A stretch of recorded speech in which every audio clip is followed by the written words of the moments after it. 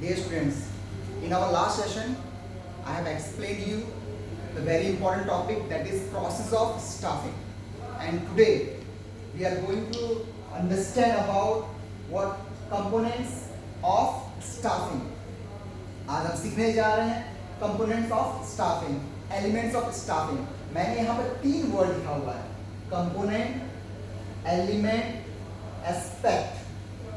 Okay, component, element और aspect of staffing. तो देखिए उसके पीछे एक और वर्ड है और यानी कि जब केस स्टडी करेंगे, केस स्टडी क्वेश्चंस करेंगे, तो आप पक्का याद रखिएगा, कहीं कहीं पर कंपोनेंट ऑफ स्टाफिंग बोल देगा, कहीं कहीं पर आपको एलिमेंट ऑफ स्टाफिंग बोल देगा, कहीं कहीं पर आपको एस्पेक्ट्स ऑफ स्टाफिंग बोलेगा.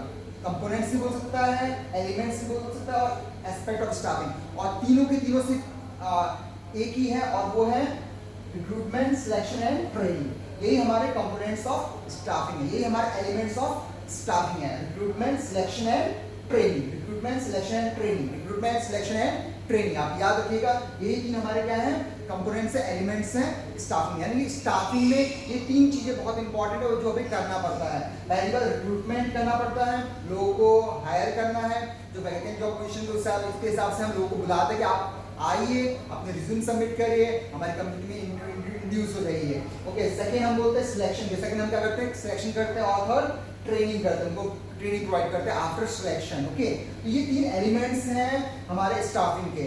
तो हम इस तीनों को एक एक करके समझेंगे, सीखेंगे एक एक करके. तो स्टार्ट करते हैं. सबसे पहले सोर्सेज ऑफ रिक्रूटमेंट. रिक्रूटमेंट क्या होता है और उसके क्या क्या सोर्सेज हैं.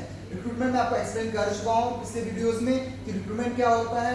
इसमें हम क्या करते हैं, applying for the vacant job position, inducing for the vacant job position. जो कंपनी में जगह खाली है, जो वैकेंट पोजीशन है, उसके लिए क्या करना है, लोग अपना रिज्यूम लेकर आते हैं, सबमिट करते हैं और जो वैकेंट पोजीशन कंपनी देती है, भाई हमारा इतना वैकेंट पोजीशंस है, उसके लिए वो अपना रिज्यूम वगैरह सबमिट करते हैं और उसी के हिसाब से उनका इंटरव्यू लिया जाता है. उसी के हिसाब से उसी के हिसाब से उन्हें फिर आफ्टर दैट उन्हें सिलेक्शन किया जाता है. ठीक है, तो सबसे पहले देखते हैं रिक्रूटमेंट में क्या क्या सोर्सेज हैं, कैसे कैसे रिक्रूटमेंट होता है कंपनी में. तो वो हम आज देखेंगे. पहला होता है इंटरनल रिक्रूटमेंट और दूसरा हम लोग का है एक्सटर्नल रिक्रूटमेंट. इंटरनल और एक्सटर्नल दो तरीके से होता है, इंटरनल रिक्रूटमेंट और एक्सटर्नल रिक्रूटमेंट. सबसे पहले हम जानेंगे इंटरनल रिक्रूटमेंट क्या होता है. इंटरनल रिक्रूटमेंट क्या होता है, वो रिक्रूटमेंट जो एग्जिस्टिंग एम्प्लॉय, जो कंपनी में ऑलरेडी वर्क कर रहे हैं, उनको हम क्या करते हैं, किसी और जगह पे क्या करते हैं, ट्रांसफर करते हैं या फिर उसी कंपनी में उसका प्रमोशन करते हैं, उसको बड़े पद पे बड़ा पोजीशन देते हैं. उसी को बोलते हैं हम इंटरनल रिक्रूटमेंट.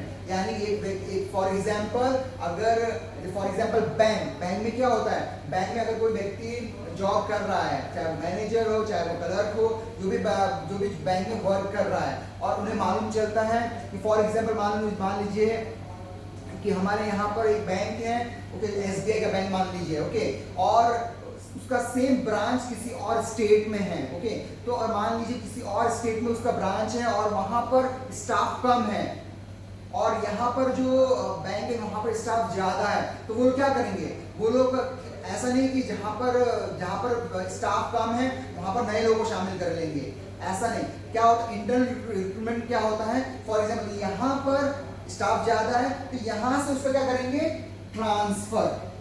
कहाँ करेंगे, जिस स्टेट में एम्प्लॉइज कम है, जिस स्टेट में वर्कर्स कम है, जहां पर जिस SBI में वर्कर्स कम है वहां पर उसका ट्रांसफर कर देंगे. तो ये होता है इंटरनल रिक्रूटमेंट. इसके लिए इसके लिए हमें कहीं बाहर से लोगों को नहीं बुलाना पड़ा, बाहर से स्पेशल बुलाकर उनका इंटरव्यू नहीं लेना पड़ा. तो क्या होता है, जब हम इसलिए क्या होता है, वो पार्ट होता है इंटरनल रिक्रूटमेंट का.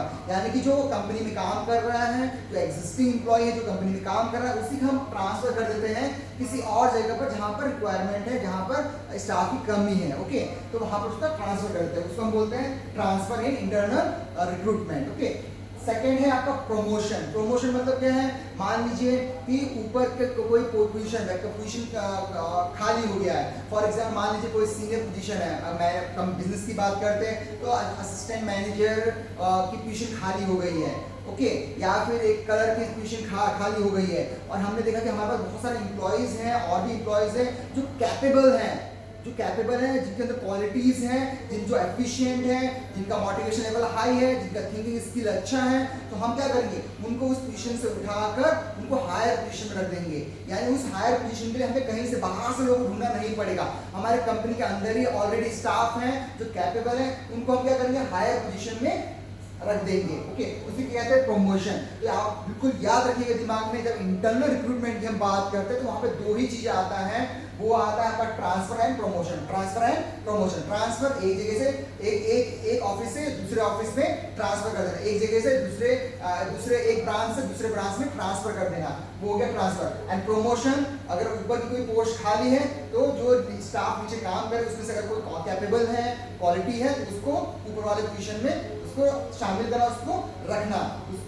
उसको वो पोजीशन देना, उसको हम कहते हैं प्रमोशन। ओके, ये हो गया इंटरनल रिक्रूटमेंट, यानी कि कंपनी के अंदर से ही, हम बाहर से लोगों को नहीं ढूंढ रहे, कंपनी के अंदर में ही जो एफिशिएंट है उन्हीं को हम ट्रांसफर कर रहे हैं या फिर प्रमोशन कर रहे हैं, वो हो गया आपका इंटरनल रिक्रूटमेंट। अब आते हैं हम एक्सटर्नल रिक्रूटमेंट। एक्सटर्नल रिक्रूटमेंट बहुत ही इंपॉर्टेंट है और कुछ टर्म्स में आपने लिखा भी हुआ है, यहाँ पे बहुत सारे इसके डिविजन्स हैं। ओके, तो हम एक करके इसको एक करके मैं इसको एक्सप्लेन करूंगा और याद रखिएगा इसको एग्जाम्स में भी बहुत इंपॉर्टेंट एग्जाम्स में आते हैं। ओके, तो आप बहुत ध्यान सुनिए, ओके, और बार बार वीडियोस देखिए और अच्छे से इसको समझिए, सीखिए और फिर आगे बढ़िए। ओके, नाउ अगर मैं एक्सप्लेन करने जा रहा हूँ एक्सटर्नल रिक्रूटमेंट। सबसे पहले जब हम एक्सटर्नल रिक्रूटमेंट की बात करें तो एक्सटर्नल रिक्रूटमेंट क्या है? एक्सटर्नल रिक्रूटमेंट है यानी कंपनी के बाहर से, जो कंपनी के अंदर नहीं है, हम किसी और जो कंपनी के बाहर के लोग हैं उनको हम बोल रहे हैं कि भाई आप आइए हमारी कंपनी में, आइए हमारी कंपनी में अप्लाई करिए जॉब के लिए और हमारे साथ मिलकर काम करिए, हमारी कंपनी में काम करिए। फॉर एग्जाम्पल बिजनेसमैन क्या करता है, एडवर्टीजमेंट देता है न्यूज़पेपर के थ्रू, टेलीविजन के थ्रू, आजकल वेब के थ्रू बहुत फेमस है, उसके थ्रू वो एडवर्टीजमेंट देता है और बोलता है कि भाई आप आइए हमारी कंपनी को ज्वाइन करिए, हमें स्टाफ की जरूरत है, हमें लोगों की जरूरत है, हमें एम्प्लॉयज की जरूरत है, आप आइए ज्वाइन और यहाँ पर हमारे साथ मिलकर काम करिए। तो ये वो होता है एक्सटर्नल रिक्रूटमेंट, यानी बाहर से हम लोगों को बुला रहे हैं, लेकिन किस तरीके से बुलाएंगे, अलग अलग तरीका है बाहर से बुलाने का। तो वो हम देखेंगे कौन कौन से सोर्सेज हैं जिसके थ्रू हम एक्सटर्नल रिक्रूटमेंट करते हैं। सबसे पहला आता है डायरेक्ट रिक्रूटमेंट। डायरेक्ट रिक्रूटमेंट मतलब क्या होता है कि जो फैक्ट्री गेट होता है, जो फैक्ट्री का गेट होता है उस पर क्या करते हैं, हम एक पोस्ट चिपका देते हैं कि वैकेंसी खाली है, ओके, और आप आइए और यहाँ पर हमारे साथ जॉब करिए। तो वो किससे होता है, डायरेक्ट रिक्रूटमेंट, यानी फैक्ट्री फैक्ट्री के गेट पर एक एडवर्टीजमेंट छाप देते हैं कि रिक्वायरमेंट है। और ये डायरेक्ट रिक्रूटमेंट किसके लिए होता है, ये होता है जो 4th ग्रेड एम्प्लॉयज होते हैं उनके लिए होता है। फॉर एग्जाम्पल जब हम बात करते हैं प्यून की बात करते हैं, चाहे हम बात करते हैं जो स्वीपर्स हो गए हैं ना, वो 4th ग्रेड के लिए, वो लोग क्या करते हैं, वो आते हैं फैक्ट्री पे और वहाँ पर जो भी है, जो इश्तिहार है, अगर पढ़ना अगर पढ़ेंगे नहीं तो किसी और से पूछेंगे और फिर वो आते हैं और कंपनी में जॉब करना स्टार्ट, इंटरव्यू देते हैं और उसके बाद एप्लीकेशन देते हैं, एप्लीकेशन नहीं तो हम बताते हैं कि हम कर सकते हैं इस जॉब को और उसके बाद उनका इंटरव्यू के बुलाया जाता है और सिलेक्शन होता है। Okay, that is direct recruitment. वो किसके लिए होता है, मेनली 4th ग्रेड के वाले जो लोअर लेवल पे काम करते हैं, ठीक है ना। Second, casual caller. Casual callers क्या होते हैं, कैजुअल कॉलर्स होता है फॉर एग्जांपल कंपनी ने एडवर्टीजमेंट दिया, कंपनी ने बोला, कंपनी के पास क्या होता है, बहुत सारे लोग ऑफिस में आते हैं, कंपनी में कैजुअल कॉलर क्या होता है, कंपनी में बहुत सारे लोग आते हैं और अपना रिज्यूम वगैरह जमा करके जाते हैं। ओके, तो अब रिज्यूम जमा करके तो वो चले गए, अब जो कंपनी है, जो उसका ऑफिस है, उस ऑफिस में क्या होगा, इतना रिज्यूम इकट्ठा रखा हुआ है, तो वो लोग क्या करते हैं, उसमें से जो उनको रिक्वायरमेंट है, जो कंपनी में रिक्वायरमेंट है, बहुत तो ऐसे भी आते हैं जो रिक्वायरमेंट नहीं तब भी देकर जाते हैं, कब जो पोजीशन के लिए फिट भी नहीं है वो भी रिज्यूम देकर चले जाते हैं, तो बहुत ज़्यादा इकट्ठा हो जाता है। तो जो ऑफिस में, जो कंपनीज क्या करती है, जो ऑफिस में क्या होता है, उसमें वो लोग छांटते हैं, जो एलिजिबल नहीं है पोस्ट के लिए उसको छाट कर हटा देते हैं और जो एलिजिबल है उनको वो इकट्ठा कर रखते हैं, संभाल कर रखते हैं। इन फ्यूचर ओके, जब कंपनी को रिक्वायरमेंट होता है, ओके, मान लीजिए कोई एम्प्लॉय छोड़ के चला गया और कंपनी को रिक्वायरमेंट है, तो उस समय वो लोग क्या करते हैं, तुरंत क्या करेंगे, उस रिज्यूम, जो इकट्ठा रिज्यूम था उसको निकालेंगे, तो उसमें से कॉल करेंगे और उनमें से लोगों को बुलाएंगे इंटरव्यू के लिए कि आप आइए यहाँ पर इंटरव्यू लीजिए, और वो होता है आपका कैजुअल कॉलर। ओके आप समझ गए होंगे कैसे कवर करता है। नेक्स्ट बढ़ते जल्दी से हम आगे एडवर्टीजमेंट। एडवर्टीजमेंट आपको पता ही है कि एडवर्टीजमेंट करते हैं, एडवर्टाइज करते हैं, पोस्टर वगैरह लगवा दिया, ओके। तो उसके थ्रू हम क्या करते हैं, एडवर्टाइज करते हैं, एडवर्टीजमेंट करते हैं, और एडवर्टीजमेंट के थ्रू क्या करते हैं, हम लोगों को बुलाते हैं। बहुत सारे मीन्स ऑफ एडवर्टीजमेंट है, एडवर्टाइज करने के बहुत सारे तरीके हैं। उस एडवर्टीजमेंट के थ्रू हम कंपनी क्या करती है, अपना एडवर्टीजमेंट देती है, और वहाँ उस एडवर्टीजमेंट को पढ़कर बहुत सारे लोग आते हैं, अपना रिज्यूम सबमिट करने के लिए सबमिट करते हैं, और उसी के हिसाब से उन्हें बुलाया जाता है और उनका इंटरव्यू लिया जाता है, ओके। That is advertisement. और भी तरीके हैं एक्सटर्नल रिक्रूटमेंट के लिए, और वो है आपका एम्प्लॉयमेंट एक्सचेंज। एम्प्लॉयमेंट एक्सचेंज क्या होता है, एम्प्लॉयमेंट एक्सचेंज जब भी आएगा तो आप गवर्नमेंट याद रखिएगा, आपके दिमाग में होना चाहिए गवर्नमेंट, ठीक है। जब आपके दिमाग में गवर्नमेंट रहेगा तो आपको क्लियर हो जाएगा कि एम्प्लॉयमेंट एक्सचेंज कौन कौन ओपन करता है, गवर्नमेंट के थ्रू होता है। फॉर एग्जांपल हर एक स्टेट में एक एम्प्लॉयमेंट एक्सचेंज वगैरह होता है, ओके।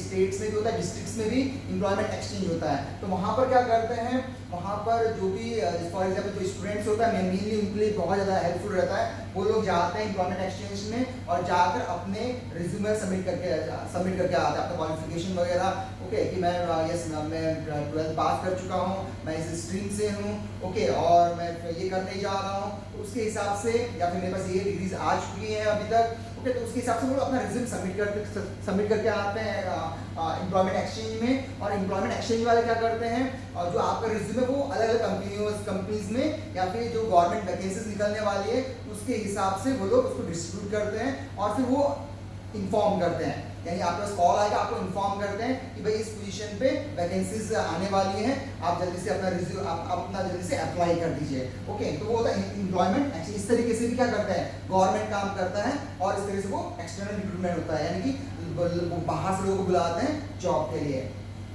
नेक्स्ट है प्लेसमेंट एजेंसीज। प्लेसमेंट एजेंसी जब भी आएगा तो आप अपने दिमाग में रखिएगा प्राइवेट, यानी प्लेसमेंट एजेंसीज कौन करता है, प्राइवेट कंपनीज करती हैं। आजकल बहुत फेमस है प्लेसमेंट एजेंसीज, आप सर्च भी कर सकते हैं, बहुत सारे प्लेसमेंट एजेंसीज हैं, ओके।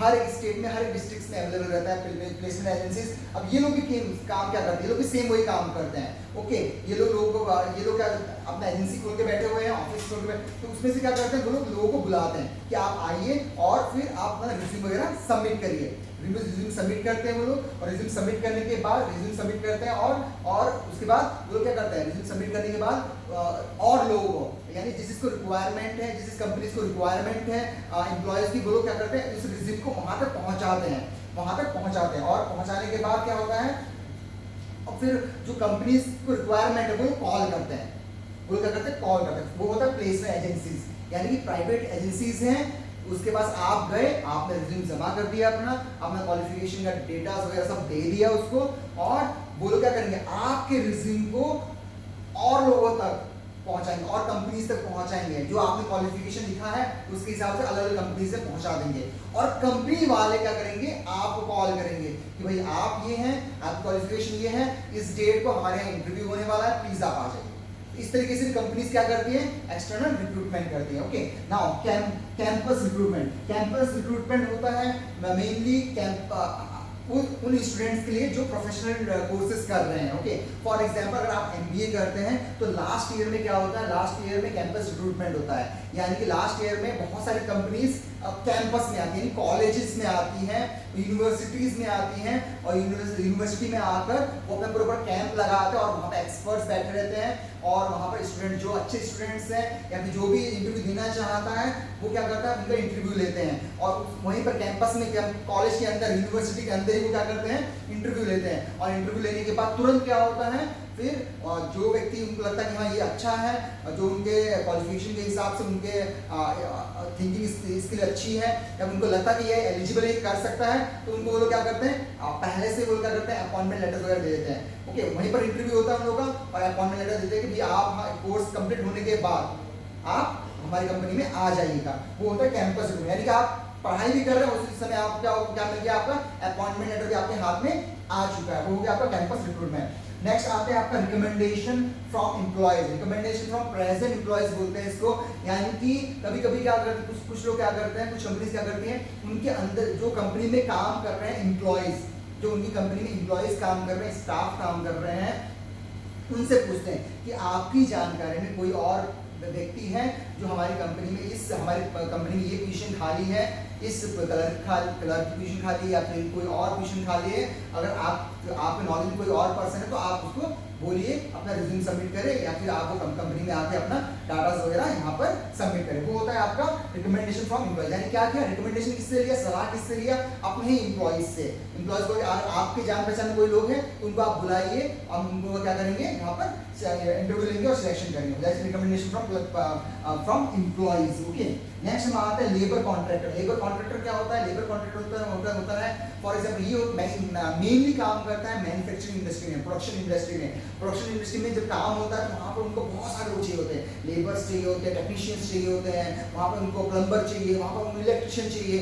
तो वो किसको कॉन्ट्रैक्ट करते हैं, वो खुद तो ढूंढने जाएगा, मैनेजर खुद तो ढूंढने नहीं जाएगा कहाँ पर लेबर है, कहाँ पर इलेक्ट्रिशियन है, कहाँ पर प्लम्बर है, तो वो किसको कॉन्ट्रैक्ट करता है, लेबर कॉन्ट्रैक्टर। अलग अलग जगह पे लेबर कॉन्ट्रैक्टर्स होते हैं और लेबर कॉन्ट्रैक्टर का काम क्या होता है, कंपनी अपनी रिक्वायरमेंट बताती है कि हमें इतने इलेक्ट्रिशियन चाहिए, हमें 50 इलेक्ट्रिशियन चाहिए, 20 चाहिए, हमें इतने प्लम्बर चाहिए, हमें इतने वर्कर्स चाहिए, लेबर्स चाहिए। ओके, तो ये लेबर कॉन्ट्रैक्टर क्या करते हैं, ये लोग जाते हैं विलेजेस में, अलग अलग विलेजेस में जाते हैं और वहाँ से लोगों को इकट्ठा करके लेकर आते हैं और किसको प्रोवाइड करते हैं, कंपनीज को प्रोवाइड करते हैं। ओके, तो वो हो गया लेबर कॉन्ट्रैक्ट। इसके थ्रू क्या होता है, कंपनी का रिक्रूटमेंट आ गया, यानी कंपनी में लोग आ रहे हैं और जो वैकेंट पोजीशन है कंपनी में, जो जगह खाली है उसको वहाँ पे भरने का काम कर रहे हैं लेबर कॉन्ट्रैक्टर। ओके, ये हो गया आपका लेबर कॉन्ट्रैक्टर।